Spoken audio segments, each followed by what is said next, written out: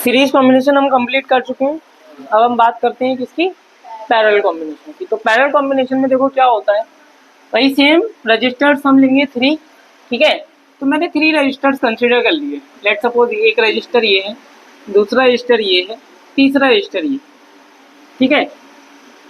इसको हमने एज्यूम करा R1, इसको एज्यूम किया मैंने R2 और इसको एज्यूम किया कितना, R3। बात समझ आ गई। देखो ये हर एक रजिस्टर का ये इसका एक एंड है और ये इसका अनदर एंड है, मतलब सेकंड एंड है।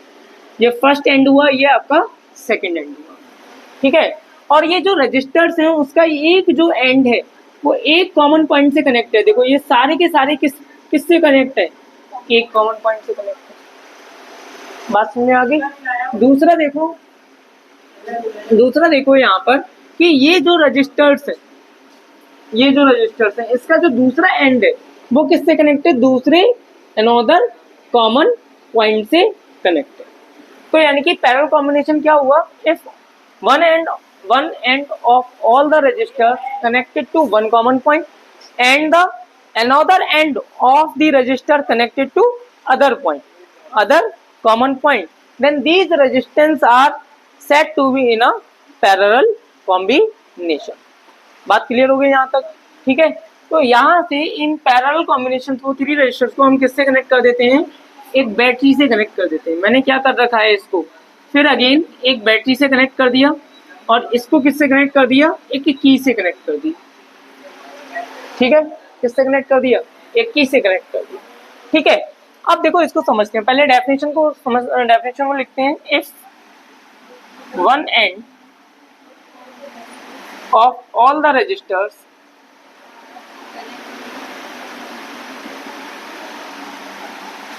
connected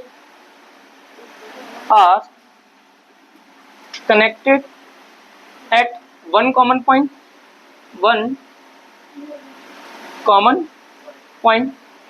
and other end of the registers of these registers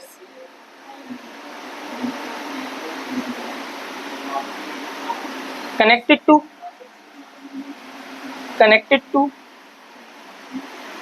other common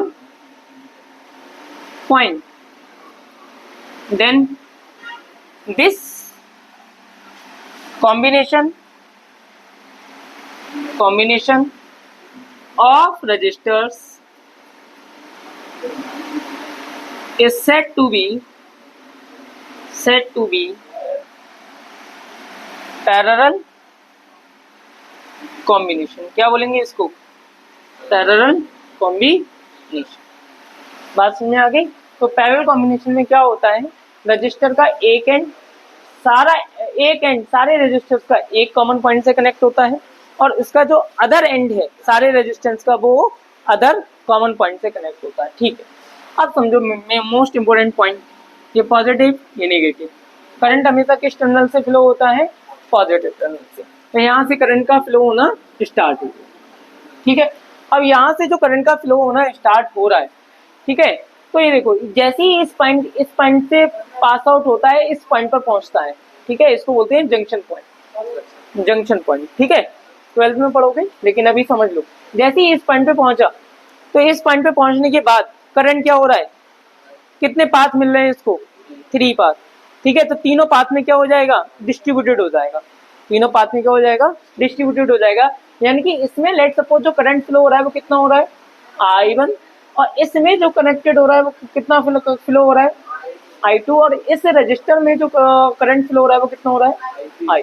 अब फिर से अगेन समझो, ठीक है, कि जो पैरेलल कॉम्बिनेशन है उस पैरेलल कॉम्बिनेशन में जो करंट फ्लो हो रहा है ईच रजिस्टर्स के थ्रू वो सेम है या डिफरेंट है, सेम है, डिफरेंट है। देखो I1, I2, I3। सीरीज में क्या हो रहा था, हर एक रजिस्टर के पास करंट कितना जा रहा था, I, ठीक है। तो हमने क्या बोला था कि वो करंट क्या है, सेम है।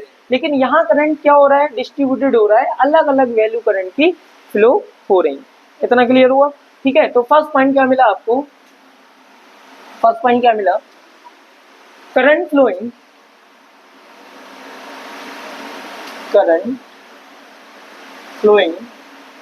Through each resistor is different. क्या है आपका, डिफरेंट है भाई। अब दूसरे कॉन्सेप्ट को समझते हैं। देखो ओम्स लॉ के अकॉर्डिंग क्या है, Ohm's law R is equal to V upon I, ठीक है। तो यहाँ पर R डिफरेंट है R1, तो अगर मैं रजिस्टर R1 की बात कर रहा हूँ तो इसमें क्या कितना करंट फ्लो हो रहा है, I1। ये दोनों वैल्यूज डिफरेंट हैं तो सेम क्या रहेगा आपका, पोटेंशियल। यानी कि वोल्टेज कॉम्बिनेशन में जो वोल्टेज होता है across the ends of the resistors, वो क्या होता है आपका, सेम होता है। बात समझ में आ गई, ठीक है। तो वोल्टेज अक्रॉस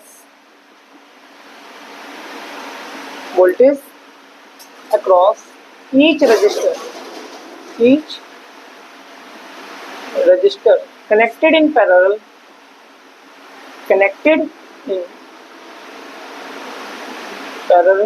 is,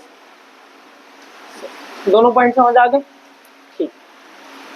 देखो यहां तक बात क्लियर हो गई। तो जो करंट ड्रॉन हो रहा है बैटरी से वो कितना ड्रॉन हो रहा है, I. Current drawn from the battery I is equal to, अब देखो यहां से जो करंट फ्लो हो रहा है आई, वही तो तीन पार्ट में डिस्ट्रीब्यूटेड हो रहा है, I1, I2, I3। It means we can say I is equal to I1 plus I2 plus I3, yes और नो, ठीक है।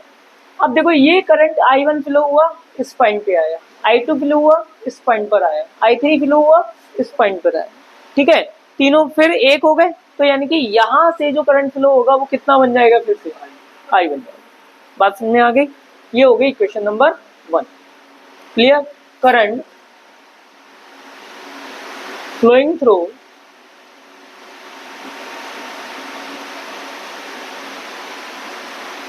रजिस्टर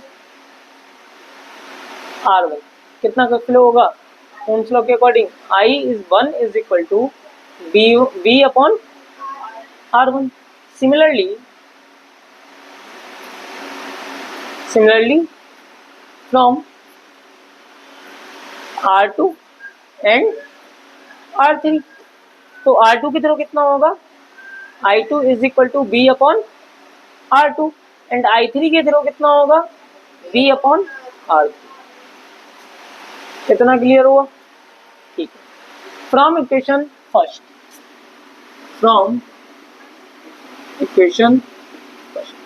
1 में अगर I1, I2, I3 की वैल्यू प्लेस करें तो क्या हो जाएगा, I is equal to B upon R1 plus B upon R2 plus B upon R3, ठीक है।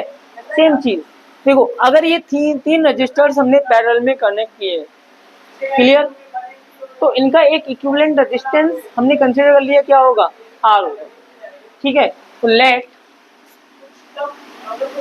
R be the equivalent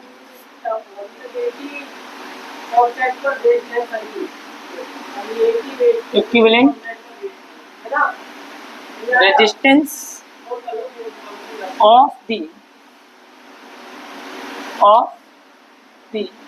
registers,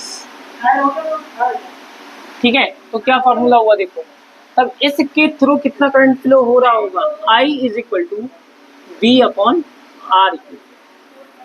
बात क्लियर हो गई, वैल्यू प्लेस करो, B upon R, B upon R1, B upon R2, B upon R3, B common,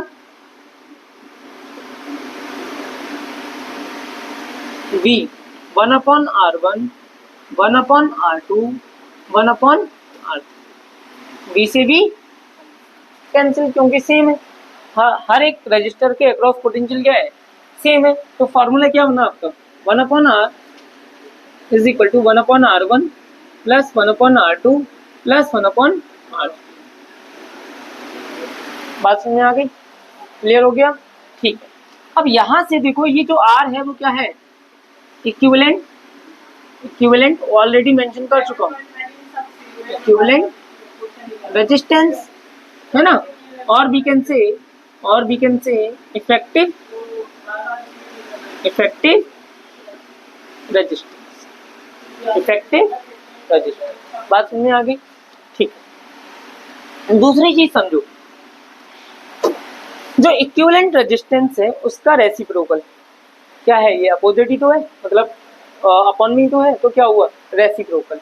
और individual resistance का reciprocal सबका क्या है, इक्वल टू सम है, इक्वल टू सम है, क्लियर हुआ।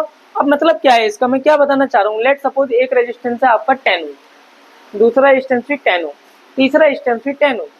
अब इसको सॉल्व करोगे, आर 1/10 1/10 1/10 कितना हुआ 0.1 0.1 0.1 कितना हुआ 0.3, 0.1 प्लस 0.1 प्लस 0.1 कितना हुआ 0.3। अब उसका उल्टा कर दो, क्योंकि उल्टा है ना 1/r, तो उल्टा करोगे 0.3/10, सॉरी 0. कितना आया था 0.3, तो क्या हो जाएगा 1/0.3, तो पॉइंट हटा दो 10/3 आया, ठीक है। तो इसका मतलब क्या है कि जो इक्विवेलेंट रेजिस्टेंस होता है, बात समझ नहीं, समझ आया नहीं आया, देखो मैं रिपीट करता हूँ, R1 की वैल्यू मैंने कितना कंसीडर किया 10, R2 की वैल्यू कितनी कंसीडर की 10, R3 की वैल्यू क्या कंसीडर की 10। अब अगर इक्विवेलेंट निकालना है तो क्या हो जाएगा 1/10 1/10 1/10, ठीक है। ये कितना हुआ 0.1, ये कितना हुआ 0.1, ये कितना हुआ 0.1, टोटल कितना हुआ 0.3, किसके इक्वल है ये 1/r के इक्वल। तो 1/r इक्वल टू 0.3, तो it means r is equal to 0.3 upon, sorry 1/0.3। बताओ क्लियर हुआ या नहीं हुआ है, समझ आ गया, ठीक है। तो यानी कि पॉइंट हटाओगे तो क्या हो जाएगा 10, तो कितना हुआ 3.33। अब ये जो देखो इंडिविजुअल रेजिस्टेंस कितना है 10 10 10, और इक्विवेलेंट रेजिस्टेंस क्या है 3.33, क्लियर। तो मतलब कहने का मतलब क्या है कि पैरेलल रेजिस्टेंस में जब आप रेजिस्टर्स को कनेक्ट करते हैं तो उससे जो इक्विवेलेंट मिलता है उसकी जो वैल्यू होती है वो इंडिविजुअल रेजिस्टेंस से भी कम है या नहीं है, कम, बात समझ में आ रही है, ठीक है। तो the value of equivalent resistance, equivalent resistance is always less than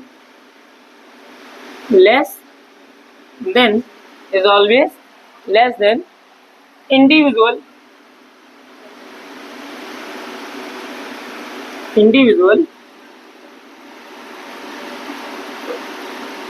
resistance किसमें कनेक्टेड है, कनेक्टेड इन